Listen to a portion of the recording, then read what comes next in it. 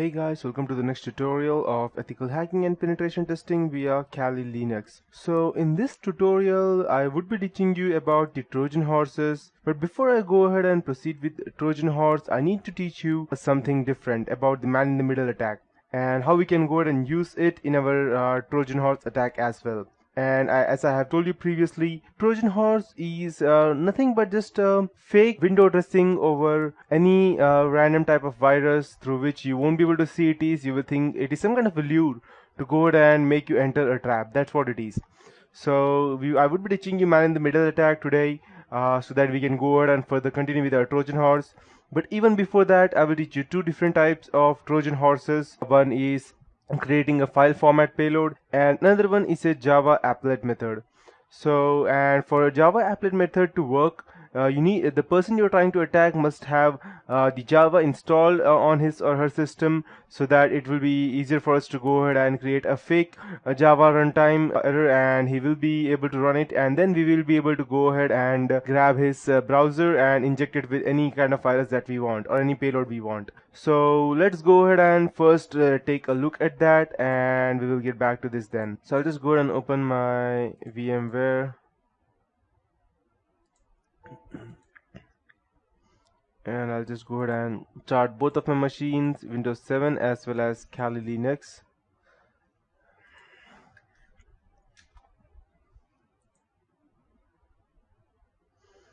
So the first thing that we would be creating is that we would be creating an MP3 file which will include MP3 or a PDF file which will include a virus inbuilt, and we will also go ahead and write something down on the PDF so that the person does not automatically closes the PDF file, and once he runs it he will not be able to go ahead and close that on his machine. So I'll just go ahead and seems my Windows 7 has started. So I need to install two things right now. One is the Adobe Reader and the another one would be my own, that's okay, and the other one would be Java, and I would go ahead and install them right now. Let's go ahead. Okay, fine. Let's open the browser.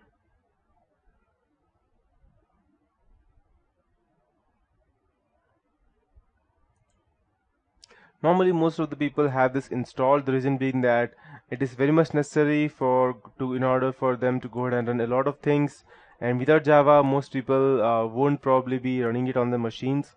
So most of the time they almost have Java. And install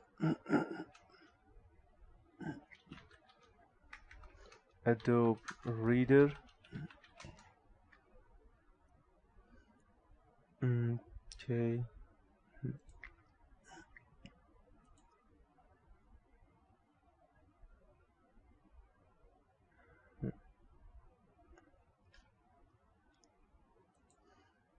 Okay, install.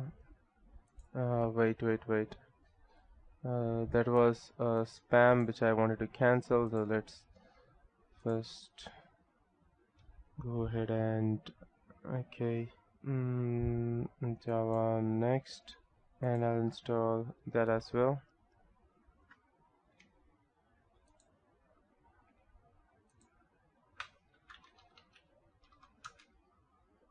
And yes, I don't want Google Chrome, I don't even want this. Install. Perfect. I believe Java is installed. Yep, it's still running.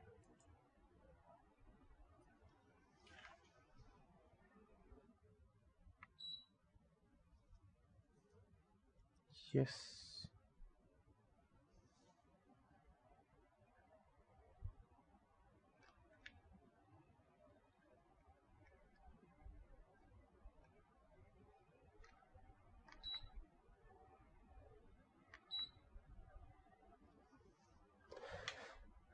And now let's wait till the Adobe Reader gets installed.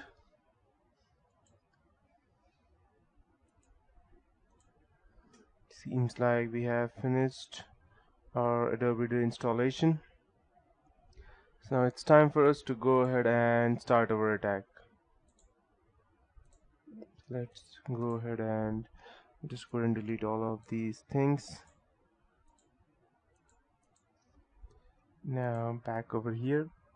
Okay, so yes, I'll delete this as well.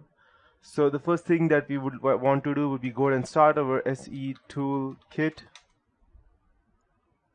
And over here we have different modes of attack. So the one which we would be trying would be we would be creating a Trojan horse. So we're selecting one social engineering toolkit, and as you can see we have different types of attacks over here, but we would be using this third one, infectious media generator.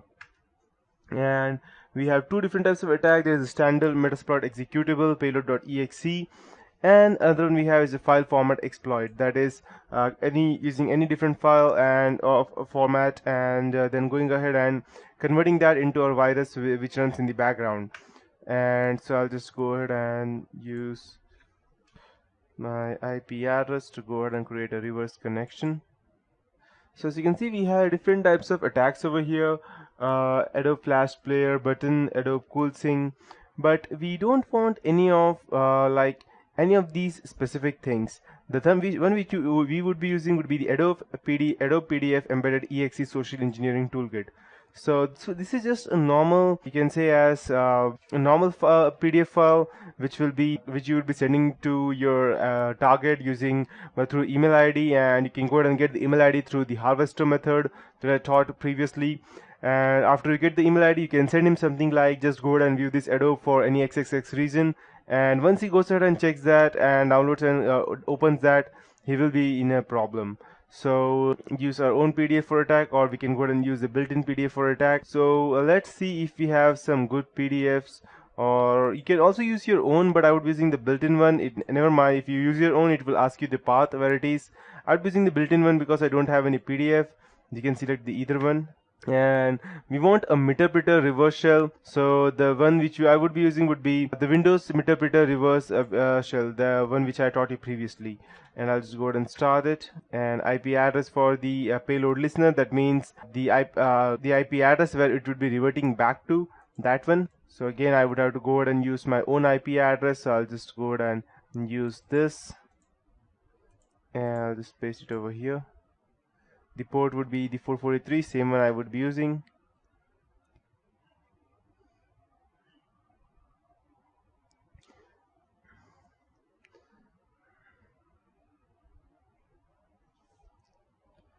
Okay, let's start the listener now. And as you can see, we can also go ahead and create a USB or a CD drive, and then we can go ahead and auto run that as well.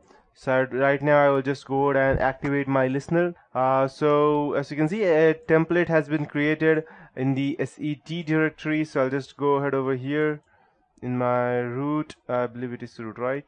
Let me check. And let's go ahead and show all the hidden files. Period SET, perfect. And we have the template. So this is our virus file, which I will be copying and pasting it over here. And let's start the listener. And I'll just go ahead and disable my Defender right now.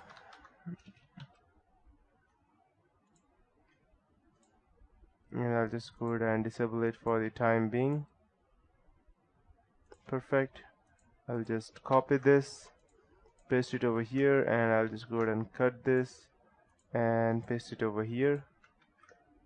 Perfect. Just go ahead and start it. And let's see if our listener has already started. Okay, let's go ahead and try to open it. Let's see if we have the connection over here.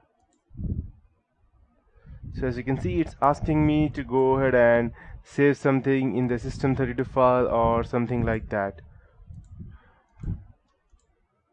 So as you can see, as soon as we get over here, as soon as our template PDF has started, we will get a remote connection over here, and then we can go ahead and straight away go ahead and access all the files in this machine by the same method. This is just an example as to how we can go ahead and run that. And if you go ahead and see in the background, we still have an Adobe Reader function running. It is not actually the Adobe Reader, it is our payload file that has been running since now, and I believe that it just got disconnected. So, okay, so this is a way as to how you can go ahead and do that. If you don't work, if I don't go ahead and open the session over here, it will straight away get disconnected after some period of time, because that's how it works over here. So that if a person is running, if I have went the session on background, and if the person who is over here, if he tries to go ahead and run something, he should not be able to see why the Adobe file is still running even after it's closed. So that is one way of it running in a way, and yes, that's how it works. So, and the first thing that you would like to do is that if the person is smart enough, then he will straight away go ahead and close the Adobe Reader file. The first thing you need to do is go ahead and migrate that to the Windows Explorer.exe. Once you go ahead and do that, the person will not even know that there is something running in the background. So yeah, that's how it works. So that is it for this tutorial, guys. In the next tutorial, I will be teaching you as to how we can go ahead and create a Java applet method, hacking to the Java applet method with the same social engineering toolkit. And this would be quite different from the other one, because over here we would not be asking the third party to go ahead and execute any file, or let's say we don't need to do all those things or send anything in mail. The only thing that we need to know is the person's IP address, and if you know that, we can straight away go ahead and do that. So yes, that is it for this tutorial. In the next tutorial, we will be taking a look at the Java applet method, and we'll see how it works.